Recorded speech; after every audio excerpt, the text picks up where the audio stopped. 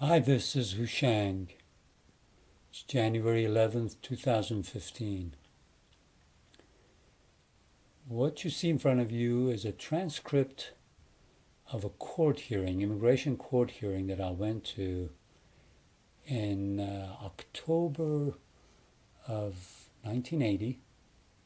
The reason I went to this court hearing is as an Iranian student in the late 70s, because of the taking of the American hostages in Iran. President Carter issued an order not to renew the visa of the Iranian students studying in the United States. Quite a few Iranian students, one of the largest non-American students on campuses here in the United States. And this was in retaliation to what the Iranian government or the hostage takers had done. And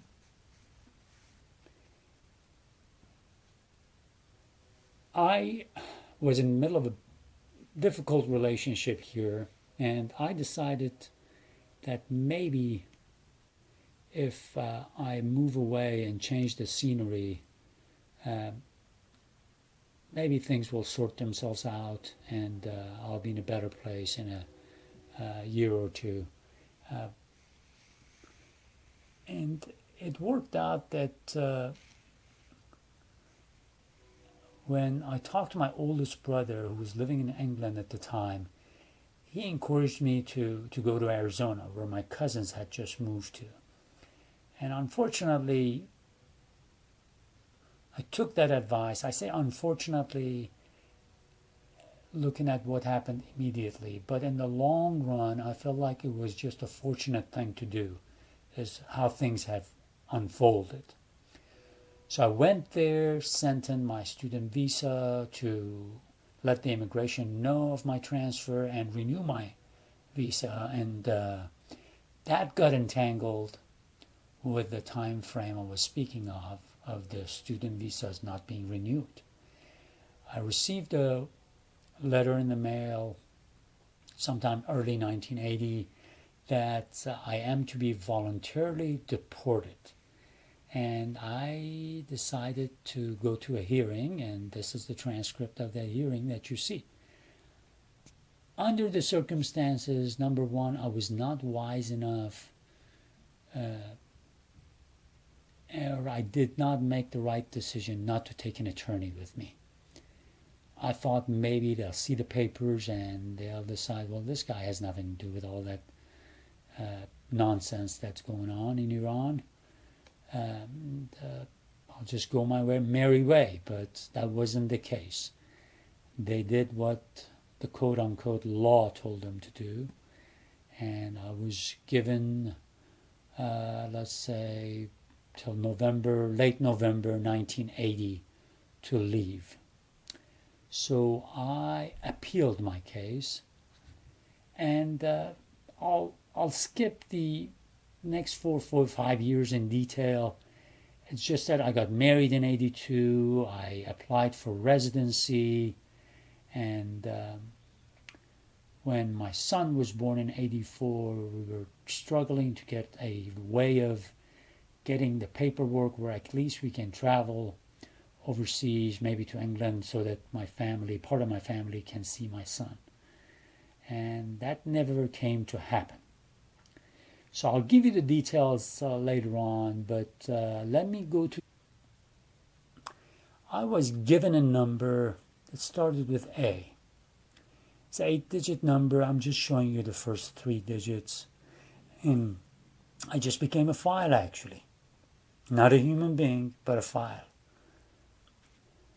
And the more I reflected on that, I realized that's what governments treat us like numbers. We're either treated as serfs on the majority of this planet, to shut up and provide for the government so that the government can do the dirty work of the filthy rich people, and it varies. Some generation it could have been a priest or mullah or you name it that would have benefited. Then some other rich people, but now it seems like big corporations and banks seem to be the ones that are benefiting from our serfdom. Or at best, we are just a tax base for the government to be the tool of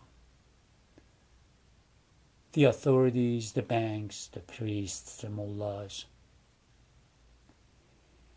Anyways, reflection on this more and more has made it more certain for me that governments don't want to acknowledge that we as human beings are dignified beings. We're not numbers, we're not serfs. And they want to rob us of that dignity. And any human being that can stand up to that lives for the essence of what they really are, a dignified human being. Don't get me wrong, if you can express yourself freely by writing anything you want, violence is ultimate manifestation of cowardice, even against the state. Peaceful civil disobedience is the way to go, if you can express yourself freely. If you cannot express yourself freely, any means you can crush the tyranny is acceptable to me. So let's reflect on this. I'm not a number. You are not a number. We're given that God-given dignity when we're born. It's implanted in us. We come with it. Nobody can rob us from it. I am not a number. Iamhoushang. Iamhoushang. Nobody can take that away from me. And nobody should be allowed to take your dignity from you. Peacefully resist if you can express yourself freely. If not, do what it takes.